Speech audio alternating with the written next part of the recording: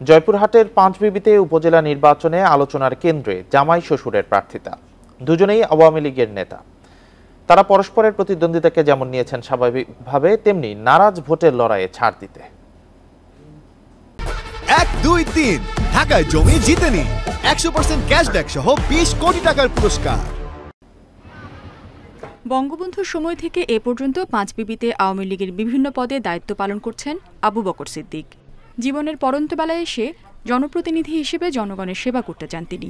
এবারই প্রথম উপজেলা নির্বাচনে লড়ছেন চেয়ারম্যান পদে।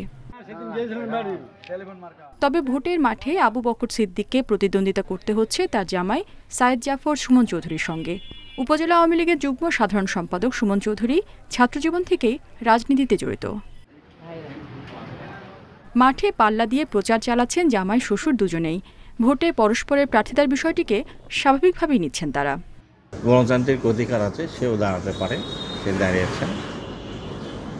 এখানে আমার কোনো দ্বিধাদ্বন্দ্ব নেই বা কিছু নেই। তার ভোট সে করবে, আমার ভোট আমি করব। জনগণ যাকে ম্যান্ডেট দেবে সেই হবে, এখানে আমাদের কোনো দ্বন্দ্ব নেই। তরুণ প্রজন্মকে সাথে নিয়ে কাজ করতে চাই, আমি খুব ভালো সাড়া পাচ্ছি। তো ভোটের মাঠে এখানে দেখা যাবে যে অনেক প্রার্থী রয়েছে, বন্ধু বান্ধব আত্মীয় স্বজন অনেকেই থাকতে পারে, সবাই প্রতিদ্বন্দ্বী। আমরা এখানে গণতান্ত্রিক অধিকার হিসেবে সবাই নির্বাচন করতে এসেছি। পাঁচবিবিতে উপজেলা নির্বাচনে আরও 4 জন প্রার্থী থাকলেও মূল আলোচনা জামাই শ্বশুরের ভোটের লড়াই। হাড্ডাহাড্ডি লড়াই হচ্ছে। সিদ্দিক মণ্ডল একজন ভালো লোক, সে থানা আওয়ামী লীগের সভাপতি। সুমন চৌধুরী সিদ্দিক মণ্ডলের জামাই, সেও একজন ভালো, সে একজন শিক্ষক মানুষ। জামাই শ্বশুরের কেউ নাকি বাকি 4 প্রার্থীদের মধ্যে কাউকে চেয়ারম্যান হিসেবে বেছে নেবেন পাঁচবিবিবাসী, তা জানতে অপেক্ষা করতে হবে 21 মে পর্যন্ত। Independent news.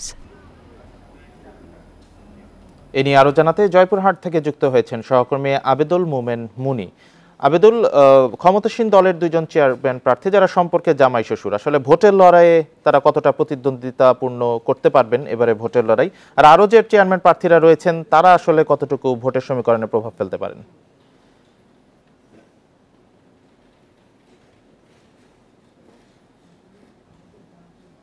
আপনি নিশ্চয়ই জানেন যে জয়পুরহাটের পাঁচবিবি উপজেলার নির্বাচন অনুষ্ঠিত হতে যাচ্ছে আগামী 21 মে। এটা দ্বিতীয় ধাপের নির্বাচন। এই নির্বাচনে মোট পাঁচবিবিতে 6 জন চেয়ারম্যান প্রার্থী প্রতিদ্বন্দ্বিতা করছেন। এই 6 জনের মধ্যে কিন্তু 5 জনই আওয়ামী লীগ নেতা এবং তারা প্রভাবশালী।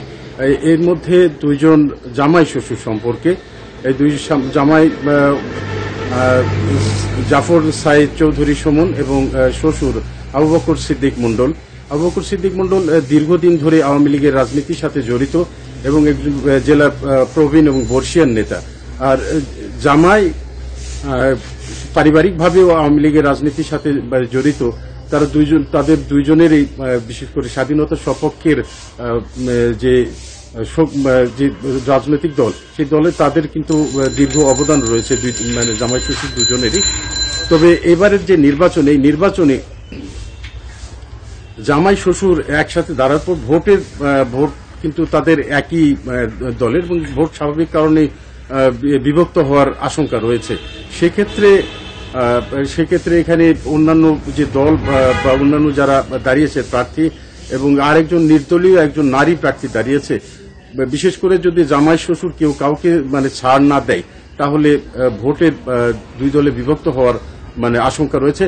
এবং এ ব্যাপারে জামাই শ্বশুরের সাথে আমি কথা বলেছি, তারা বলছেন কিন্তু যে গণতান্ত্রিক এই যুগ, যারা মানে সাধারণ ভোটাররা সক্ষমতায় যাকে বিবেচনা করবে তাকেই কিন্তু তারা ভোট দিবেন এবং তার জয়ের ব্যাপারে তারা কিন্তু একেবারেই আশাবাদী, 2 জনেই আশাবাদী যে মানে তাদের কি মেরুকরণী কি হিসাব নিকাশে তারা বিশেষ করে প্রতিদ্বন্দ্বিতা করছে এবং জয়ের ব্যাপারে আশাবাদী একান্ত তারাই ভালো জানেন।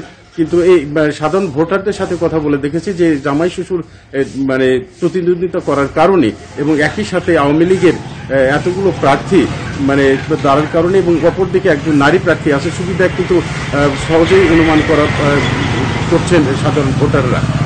তো আমার কাছে জামাই শ্বশুরের এই নির্বাচন নিয়ে এই ছিল সর্বশেষ তথ্য। জি, উপজেলা নির্বাচন নিয়ে জয়পুরহাট থেকে জানাচ্ছিলেন সহকর্মী আবেদুল মুনি।